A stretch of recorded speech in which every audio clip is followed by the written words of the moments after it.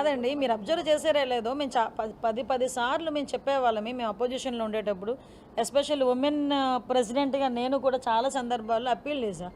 మద్యం షాపుల్లో ఎందుకు క్యూఆర్ సిస్టమ్ ఎందుకు పెట్టట్లేదు, డిజిటల్ పేమెంట్స్ ఎందుకు పెట్టట్లేదు అని ఆ రోజు మేము చాలా సందర్భాల్లో విత్ ఫిగర్స్ చెప్పున్నాం. అరే మీరు ఇంత నాసిరకమైన మద్యాన్ని అమ్ముతున్నారు, ఈ నాసిరక మద్యంతో ఇంతమంది అనారోగ్య పాలవుతున్నారు, ఇంతమంది చనిపోతున్నారు. జంగారెడ్డిగూడెం లాంటి దగ్గర 21 మంది చనిపోతే అప్పుడు ప్రతిపక్ష హోదాలో గౌరవ ముఖ్యమంత్రి చంద్రబాబు నాయుడు గారు నేను ఇద్దరం కలిసి ఆ రోజు విజిట్ చేసిన పరిస్థితి. ఇలాంటివి జరగకుండా చేయడానికి ఆ రోజు డిస్టిలరీస్లో కూడా ఎంత కెపాసిటీ ఆఫ్ స్పిరిట్ ఇందులో ఉంటుంది, ఎంత పర్సంటేజ్ ఆఫ్ స్పిరిట్ ఇందులో ఉంటుందని చెప్పి డీటెయిల్గా ఇచ్చాం. అది ఒక సెక్టర్.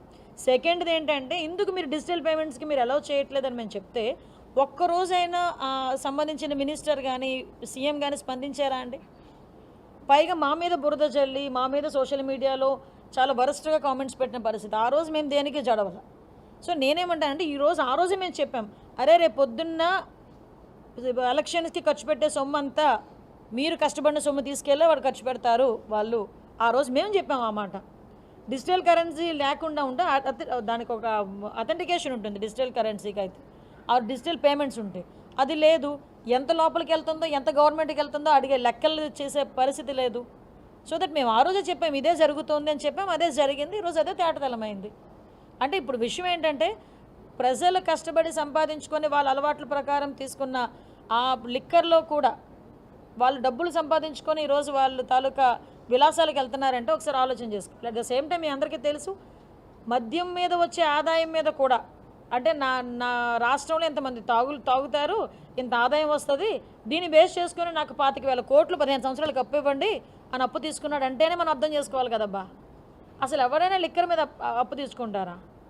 అంటే మించుమించుగా చెప్పాలంటే మనుషుల ప్రాణాలని మన ఆడపిల్లల తాలిబొట్లని 25 సంవత్సరాలు తాకట్టు పెట్టేశాడు జగన్మోహన్ రెడ్డి. ఈరోజు వచ్చి నీతి కబుర్లు మాట్లాడితే ఎవరు నమ్మడు కదా. అందుకే 11 సీట్లకు వచ్చింది.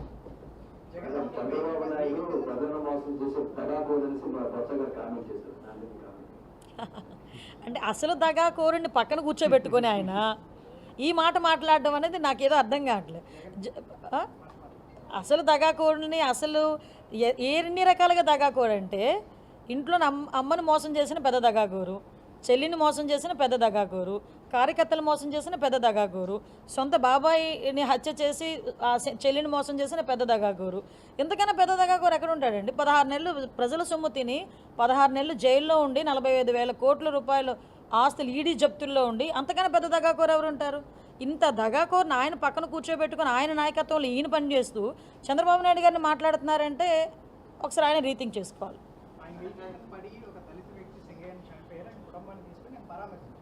పరామర్శిస్తూ ఆ కుటుంబాన్ని బెదిరించారు.